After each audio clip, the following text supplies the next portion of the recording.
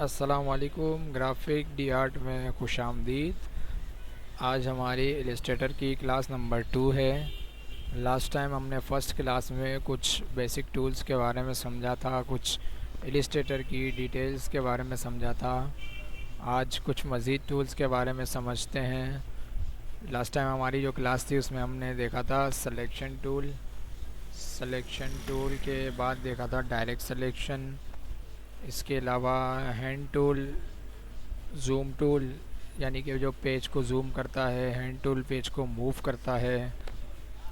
और इसके अलावा हमने देखा था शेप टूल। अब शेप टूल के अंदर एक टूल नहीं था हमारे पास, 1 2 3 4 5 टूल हमने देखे थे। इसका फ्लैर टूल रह गया है, इसको मैं अगली किसी क्लास में समझाऊंगा क्योंकि ये थोड़ा सा अलग है, मुख्तलिफ टूल है। इसका शेप बनाने का कोई काम नहीं है। अभी हमारे पास है दूसरे नंबर पे है मैजिक वाइंड। मैजिक वाइंड का क्या काम है इसको समझते हैं। इसके अलावा लासो है, लासो टूल कहलाया जाता है। ये क्या करता है? पेन टूल है, इसको भी समझते हैं। इसके अलावा कर्वेचर है। ये 4 टूल्स के बारे में आज समझते हैं। सबसे पहले हमें क्या करना है, हमें न्यू फाइल खोलनी है। न्यू फाइल का तरीक़ेकार मैंने पहले भी बताया था, दोबारा से समझा देता हूँ। ये एडोबी इलस्ट्रेटर का इंटरफेस है। सबसे ऊपर जाएंगे, फाइल में क्लिक करेंगे, सबसे पहला ऑप्शन है न्यू। इसकी शॉर्टकट की इसके सामने आ रही है Ctrl+N। या तो आप फाइल से खोल सकते हैं, चाहे तो आप इसको Ctrl+N प्रेस करके भी खोल सकते हैं। मैं सिंपली इस पर क्लिक कर देता हूँ। मुझसे पेज की डिटेल मांग रहा है, ये भी मैं क्लास कर चुका हूँ। इसमें कुछ डिटेल चीज़ें रह गई हैं, उनको भी मैं समझा दूँगा। फ़िलहाल मैं क्रिएट कर देता हूँ। मैं अभी ये रिसेंट डॉक्यूमेंट्स पर हूँ। लास्ट टाइम मैं A4 के डॉक्यूमेंट्स पे काम कर रहा था, तो मुझे बता रहा है कि चाहे तो आप रिसेंट यही वाला डॉक्यूमेंट्स खोल सकते हैं, यानी इसी साइज़ का। मैं क्रिएट कर देता हूँ। न्यू आर्टबोर्ड मेरे पास खुल चुका है। अब हमारे पास है मैजिक वाइंड। मैजिक वाइंड का क्या काम है, मैजिक वाइंड टूल लेता हूँ और कुछ करके देख रहा हूँ, बना रहा हूँ, क्लिक कर रहा हूँ, कुछ भी नहीं कर रहा। क्यों नहीं कर रहा? क्योंकि इसका काम भी है सिलेक्शन करना। अभी किस तरह सिलेक्शन करता है, ये सिलेक्शन करता है कलर्स की। तो कुछ कलर्स वाली चीज़ें मैं बना लेता हूँ जिसको इससे सिलेक्शन करने में आसानी रहेगी। रेक्टेंगल टूल लेता हूँ, कुछ मुख्तलिफ बॉक्स बना लेता हूँ, इनके अंदर मैं मुख्तलिफ कलर फिल करूँगा।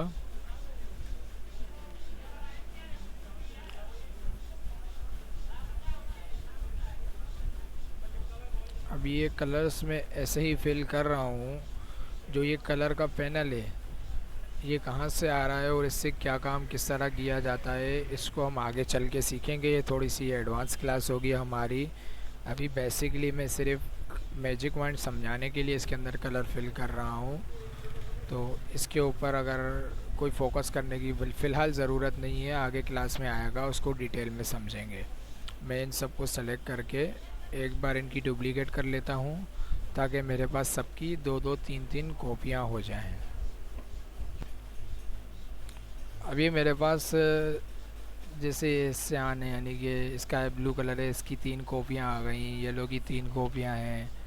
ये पिंक टाइप का कलर है, इसकी 3 कॉपियाँ हैं। ग्रीन की, सबकी 3 3 कॉपियाँ हैं। इनको अब हम मैजिक वाइंड से सेलेक्ट करते हैं। अभी मैं फ़िलहाल सिलेक्शन टूल से अगर किसी एक बॉक्स पर क्लिक करता हूँ तो मेरा सिर्फ स्काई ब्लू कलर का एक बॉक्स सेलेक्ट हुआ है। ठीक है, येलो करता हूँ तो येलो का एक बॉक्स सेलेक्ट हो रहा है। मैं चाह रहा हूँ कि मैं जैसे ही किसी भी एक इस पे स्काई ब्लू पे या येलो पे क्लिक करूँ तो सारे के सारे स्काई ब्लू सेलेक्ट हो जाएं, यानी कि मेरे आर्ट वर्क में जितना भी स्काई ब्लू कलर हो सब सेलेक्ट हो जाए। इसके लिए मुझे क्या करना पड़ेगा कि मैं किसी भी एक कलर पे क्लिक करूँ, मेरे आर्टबोर्ड पे जितना भी सेम कलर हो सेलेक्ट हो जाए। मैं मैजिक वाइंड पर क्लिक करूँगा और अगर मैं येलो पे क्लिक करता हूँ तो देखें 1 2 3 तीनों मेरे येलो के बॉक्स सेलेक्ट हैं। अब मैं सी ग्रीन पे क्लिक करता हूँ, तीनों सी ग्रीन सेलेक्ट हो गए। मैं चाहूँ तो ये आपको मूव करके दिखा देता हूँ। ये देखिए, मैजिक वाइंड सेलेक्ट किया, इसके बाद स्काई ब्लू पे क्लिक किया, सारे के सारे स्काई ब्लू सेलेक्ट हो गए। ठीक है, मैं चाह रहा हूँ इसके अंदर ये जो पर्पल शेड आ रहा है यानी कि पिंक टाइप का कलर आ रहा है, ये डिलीट कर दूँ। क्या करूँगा, मैजिक पॉइंट पे क्लिक करूँगा, किसी भी एक पर्पल पे क्लिक करूँगा और डिलीट प्रेस कर दूँगा, सारा पर्पल डिलीट हो गया। अब ये मेरे पास येलो आ रहा है, येलो भी डिलीट करना चाहता हूँ, एक येलो पे क्लिक करूँगा, डिलीट करूँगा, सब येलो डिलीट हो जाएगा। ये डार्क ग्रीन है, इस पर क्लिक करूँगा, डिलीट करना चाहता हूँ, डिलीट हो जाएगा। मेहंदी कलर आ रहा है, इस पर मैं क्लिक करूँगा, मैं चाह रहा हूँ इसको मूव कर लूँ। मेरे सारे मेहंदी कलर सेलेक्ट हैं, इसको मैं उठा के कहीं भी ड्रॉप कर सकता हूँ, ड्रैग कर सकता हूँ। ये हमारा हो गया मैजिक वाइंड। मैजिक वाइंड का इतना ही काम है, कलर स्कीम को सेलेक्ट करना, यानी एक कलर कितना भी होगा एक आर्टबोर्ड पे उसको वो सेलेक्ट कर लेगा। ठीक है, और दूसरी बात, ये इमेज पर काम नहीं करता, ये सिर्फ़ और सिर्फ आर्ट वर्क पे काम करेगा, यानी कि वेक्टर पे जो आपने ड्राइंग की हुई होगी उसी पे काम करेगा। इमेज पे बिल्कुल भी मैजिक वाइंड काम नहीं करता। ठीक है, अब आ जाते हैं इसके बराबर में है लासो टूल। लासो टूल से मैं क्या कर सकता हूँ, अगर खाली जगह पे कुछ बनाता हूँ तो कुछ भी नहीं बन रहा। लासो टूल सिलेक्शन करता है मगर एंकर पॉइंट्स की सिलेक्शन करता है। एंकर पॉइंट्स क्या हैं जो मैं पहले आपको बता चुका हूँ। मैं सबको डिलीट कर देता हूँ।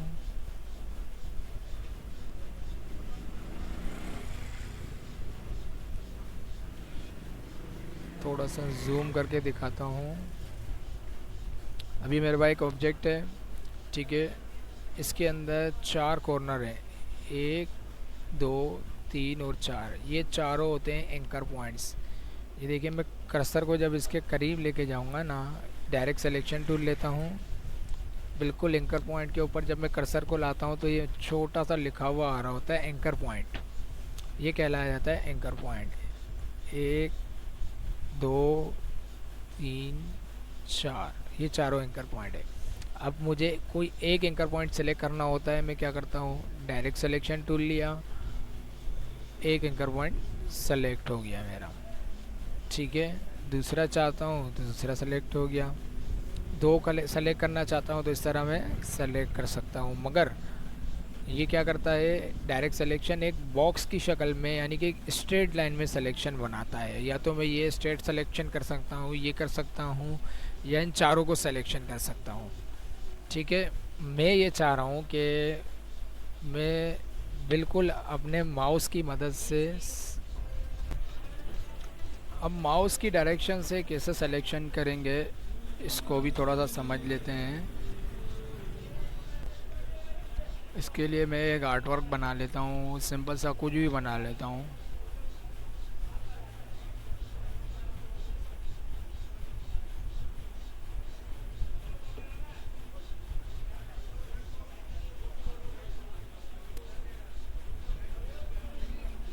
कोई अजीब सा शेप बना दिया मैंने।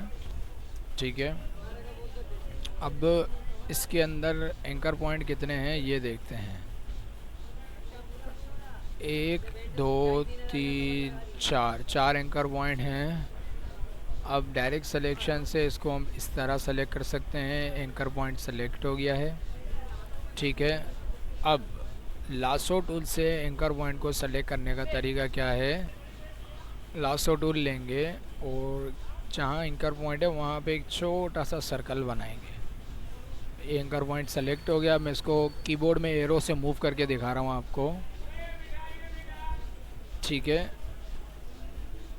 अब मैं चाह रहा हूँ एक ही वक्त में एक ये एंकर पॉइंट और एक ये एंकर पॉइंट सेलेक्ट कर लूँ। कैसे करूँगा, अब डायरेक्ट सिलेक्शन से तो मैं कर नहीं सकता, पहले इसको सेलेक्ट करूँगा, फिर शिफ्ट प्रेस करके इसको सेलेक्ट करूँगा, तब जाके ये दोनों सेलेक्ट होंगे। लासो टूल में मेरे पास ये फ़ायदा है, मैं एक सर्कल बनाऊँगा इस तरह, यहाँ से यहाँ पर एक सिलेक्शन बनाऊँगा। इन दोनों एंकर पॉइंट की रेंज में बाहर बाहर मैंने एक सिलेक्शन बना ली, जैसे ही माउस छोड़ूंगा मेरे दोनों एंकर पॉइंट सेलेक्ट हो चुके हैं। अगर मैं चाहता हूं कि ये दोनों एंकर पॉइंट सेलेक्ट कर लूं तो इसी तरह मैं इनके ऊपर एक सिलेक्शन बना लूँगा। मेरे ये दोनों एंकर पॉइंट सेलेक्ट हो चुके हैं। ठीक है, लासो टूल में हम ये कर सकते हैं, एंकर पॉइंट्स को अपने माउस की डायरेक्शन के हिसाब से सिलेक्शन बनाकर एंकर पॉइंट्स को सेलेक्ट कर सकते हैं। ठीक है, अब आ जाते हैं पेन टूल पर, इनको डिलीट कर देते हैं। पेन टूल क्या चीज़ है, पेन टूल से हम किसी भी किस्म की कोई भी ड्राइंग बना सकते हैं। जैसे अभी मैंने एंकर पॉइंट को सेलेक्ट करने के तरीका बताने के लिए एक ड्राइंग बनाई थी। ये सब काम होता है पेन टूल से। जैसे हम पेंसिल है या पेन है, कॉपी पे या पेपर पे कोई ड्राइंग कर रहे होते हैं ना, इसी तरह पेन टूल भी यहाँ पे ड्राइंग करता है। कैसे करेगा? पेन टूल लेंगे, कहीं पर भी क्लिक करेंगे और जब माउस को आगे लेके जाएंगे तो यहाँ पे मेरी लाइन लॉक हो चुकी है और लाइन की दूसरा जो पॉइंट है वो मेरे पेन के साथ जुड़ा हुआ है। मैं कहीं पर भी जाके क्लिक करूँगा, ये मेरी एक लाइन बन जाएगी। फिर इसी तरह दूसरा पॉइंट मेरा लॉक हो चुका है, अब तीसरा पॉइंट जो है वो मेरी पेन के साथ जुड़ा हुआ है। मैं कहीं भी क्लिक करूँगा ये लॉक हो जाएगा। फिर इसी तरह मैं कोई भी किसी भी किस्म का शेप क्रिएट कर सकता हूँ। लास्ट में यहाँ आके मुझे पेन को बंद करना है। जहाँ से मैंने एंकर पॉइंट स्टार्ट किया था, मेरा लास्ट एंकर पॉइंट वहाँ पे जब मैं लेकर आऊँगा तो ये देखिए पेन के साथ एक छोटा सा सर्कल बना हुआ आएगा। इसका मतलब ये मेरी पाथ क्लोज हो जाएगी। जब मैं इसके ऊपर सर्कल आ रहा होगा और क्लिक करूँगा ना, सॉरी क्लिक करूँगा, मेरी पाथ क्लोज हो गई है। अभी कोई एक अजीब सा शेप ही बना दिया मैंने। ये पेन टूल से मैंने एक ड्राइंग बना ली है। अब अगर मैं ये चाहता हूँ कोई शेप, मेरे पास कोई तस्वीर है, बिलफर्ज मेरे पास कोई तस्वीर हो, उसकी मैं ड्राइंग बनाना चाहता हूँ तो भी मैं पेन की मदद से ही बनाऊँगा। अब जैसे कि मैं गूगल से एक तस्वीर उठा लेता हूँ।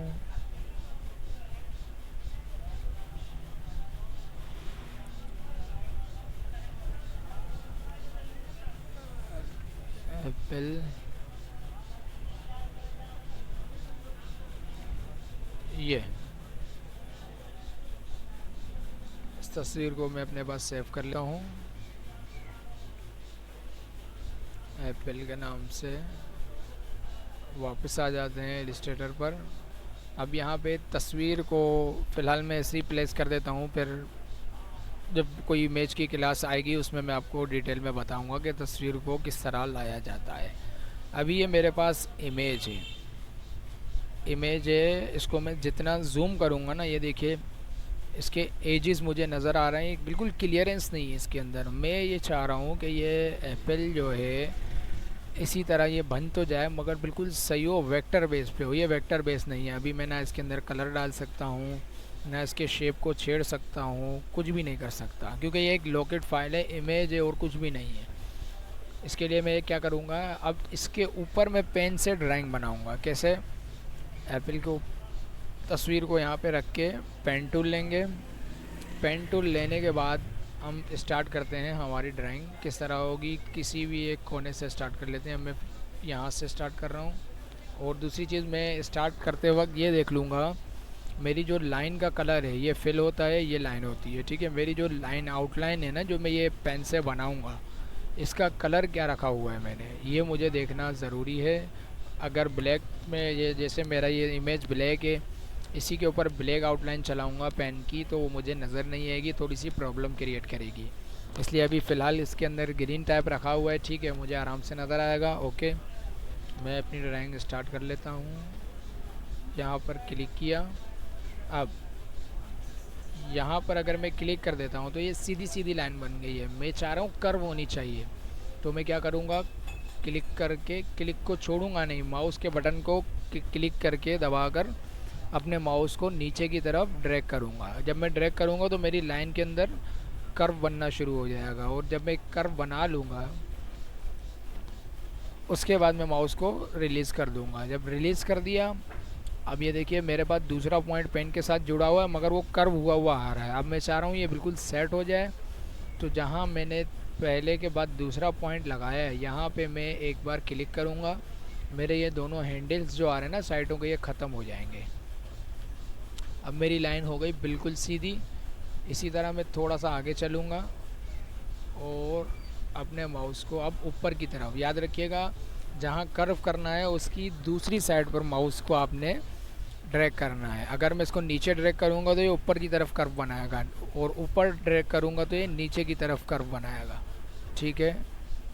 इसी तरह मैं ये कर्व बनाकर वापसी आता हूँ और सेंटर में दोबारा उसी पॉइंट पे एक बार क्लिक करूँगा। मेरी लाइन फिर सीधी हो गई। अब यहाँ पे आकर फिर मैं माउस को नीचे ड्रैग कर रहा हूँ, कर्व मेरा ऊपर की तरफ बन रहा है। ठीक है, वापसी आऊँगा क्योंकि ये मेरी जो लाइन कर्व आ रही है ना, ये नहीं आनी चाहिए। अगर मैं इससे यहाँ पर आऊँगा तो ये देखिए मुझे शेप को बिठाने में मसला करेगा, इसलिए मैं सेंटर में क्लिक करता हूँ। फिर मेरी लाइन सीधी हो जाती है। फिर एक बार ले आकर क्लिक करके मैं कर्व करना शुरू करता हूँ। फिर आएंगे सेंटर पे क्लिक करेंगे, इसी तरह आगे जाएंगे, ये कर्व हो जाएगा। फिर सेंटर पर क्लिक करेंगे, फिर इसी तरह आगे क्लिक करके माउस को नीचे ड्रैग करेंगे, लाइन कर्व हो। अब ये देखिए थोड़ा सा आउट हुआ है, मैं इसको अंडू करूँगा, कंट्रोल जेड, दोबारा से ड्रैग करूँगा। शेप बिल्कुल बेहतर आना चाहिए। ठीक है, फिर आऊँगा सेंटर पर क्लिक करूँगा। अब मैं चाहूँ तो मैं यहाँ पर भी क्लिक करके एक कर्व दे सकता हूँ, मगर वो कर्व मेरा अलाइनमेंट पे बैठेगा नहीं, इसलिए मैं दो कर्व की मदद लूँगा। पहले यहाँ पे कर्व लगाऊँगा,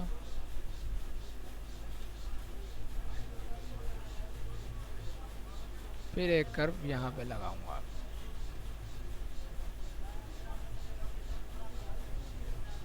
फिर एक बार क्लिक करेंगे,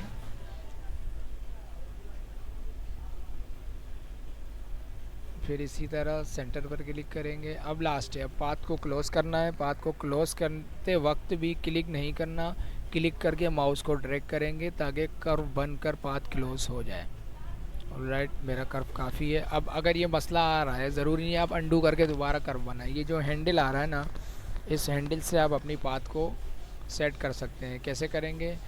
पेन टूल है, पेन टूल को छोड़ देंगे, डायरेक्ट सिलेक्शन लेंगे और डायरेक्ट सिलेक्शन से इसकी कर्विंग को ठीक कर सकते हैं।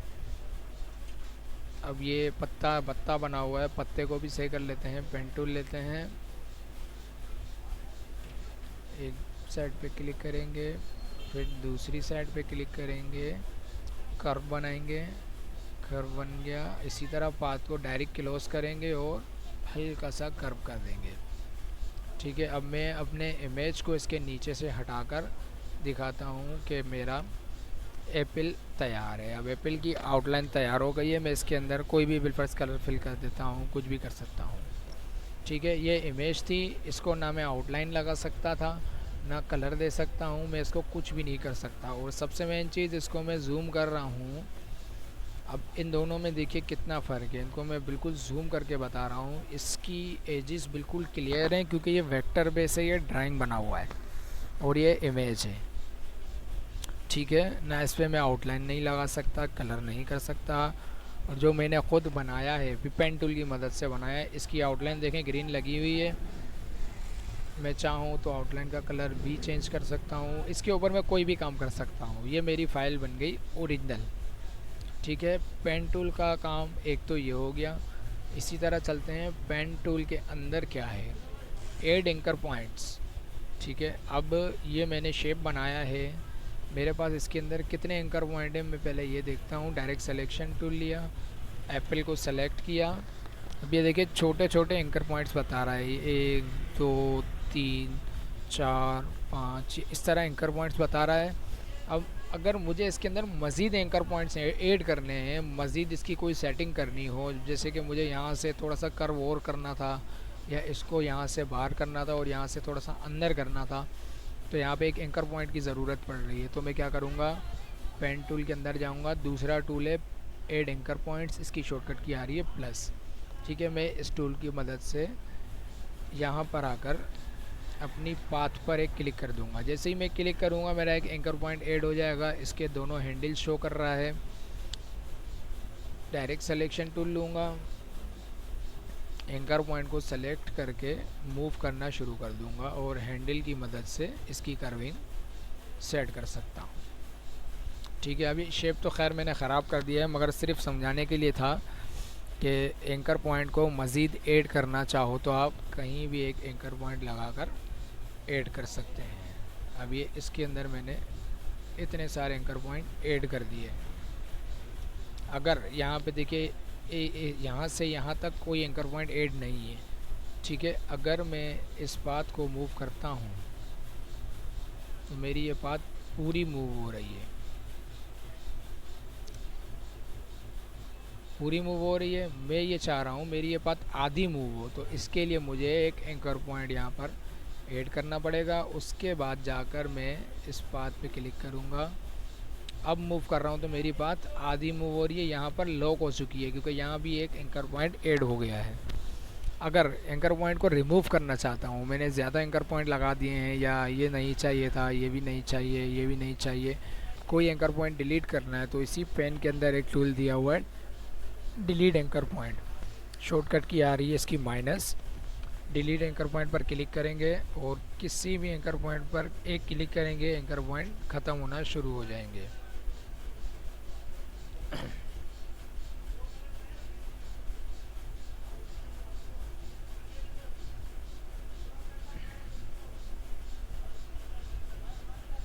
याद रखिएगा ये सिर्फ एंकर पॉइंट को डिलीट करने के लिए है और कुछ भी नहीं कर सकते। ठीक है, अब आ जाते हैं एक इसके अंदर एक लास्ट टूल है, उसको समझ लेते हैं। एंकर पॉइंट टूल, इसका काम क्या है? सीधी एक लाइन लगा के दिखा देता हूँ पेन टूल की मदद से। कि क्लिक किया, सॉरी पेन टूल लिया, एक क्लिक किया, स्ट्रेट लाइन शिफ्ट की मदद से मैं शिफ्ट को प्रेस रखूँगा, मेरी लाइन बिल्कुल स्ट्रेट जाएगी। अगर शिफ्ट को प्रेस नहीं करूँगा तो मेरी लाइन क्रॉस भी हो सकती है। मैं शिफ्ट की मदद से एक सीधी लाइन लगा लेता हूँ और अब ये देखिए ये आ रहा है। अब मुझे इतनी ही लाइन चाहिए थी, आगे मुझे अभी फ़िलहाल पेन टूल से काम नहीं करना, तो मैं क्या करूँगा, एंटर कर दूँगा और मेरी पेन टूल मेरा रिलीज़ हो जाएगा। अब मैं क्या चाह रहा हूँ कि इस लाइन के अंदर मुझे कर्व बनाना है। कैसे कि यहाँ से मेरी लाइन यूँ ऊपर की तरफ कर्व हो और नीचे की तरफ ये वाली कर्व हो। इसके लिए मैं क्या करूँगा, एंकर पॉइंट टूल लूँगा और लाइन को यहाँ से पकड़ कर ऊपर ड्रैग करेंगे। जब ऊपर ड्रैग करेंगे तो इसके दोनों हैंडल शो हो जाएंगे। उसके बाद इस हैंडल को पकड़ के नीचे की तरफ मूव कर देंगे, दूसरे हैंडल को पकड़ के ऊपर की तरफ मूव कर देंगे। अब ये जो ऑरेंज कलर आ रहा है इसके फिल का कलर है, इसको हम बंद कर देते हैं। ये देखिए हमारी लाइन आ गई शेप के अंदर। ठीक है, इसी तरह किसी भी लाइन को शेप देना होगा तो हम एंकर पॉइंट टूल का इस्तेमाल कर सकते हैं। यहाँ पर भी मैं उस एंकर टूल का इस्तेमाल कर सकता हूँ।